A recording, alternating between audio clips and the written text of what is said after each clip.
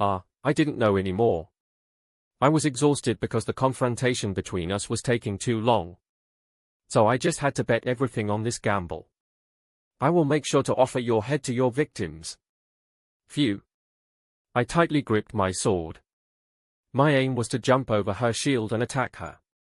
This movement wouldn't have been possible if this was running on a PC and not a VR game, although it should only be attempted if one was skilled enough.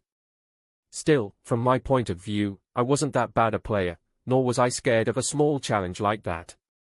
Even after thinking about it again, it was something worth trying. Even if I failed, I could start over again, as this was just a game. As such, I sucked in some air and kicked my Zweihander, which I had tilted slightly toward the ground. After bouncing up, the blade spun gently before I properly grasped it. Bam! I then hit the top part of her shield. It tilted slightly as a groan flowed out of my opponent's mouth. It was nice seeing her react like that, even though my attack hadn't worked properly. Do you really think I would lose to something like that? Then my opponent charged at me with her shield. It felt like a bull was rushing toward me, but it didn't seem that scary, as I was in a position where dying once would still be fine.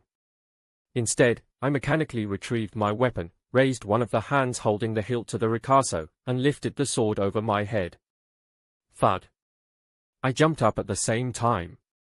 As if climbing a wall, the soles of my feet stepped on the surface of the tilted shield.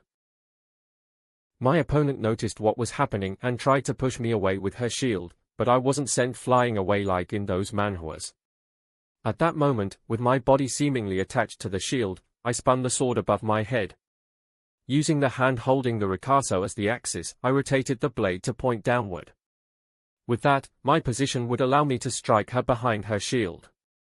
A white blade struck down. Ugh. Cardadang. I had aimed for her head, but my blade instead hit her shoulder.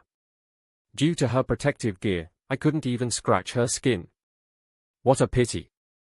I wanted to attack her more, but gravity slowly dragged at my feet.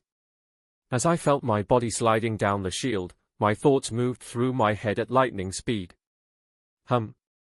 If I fell like that, I would most certainly get hit by the mace from the left next.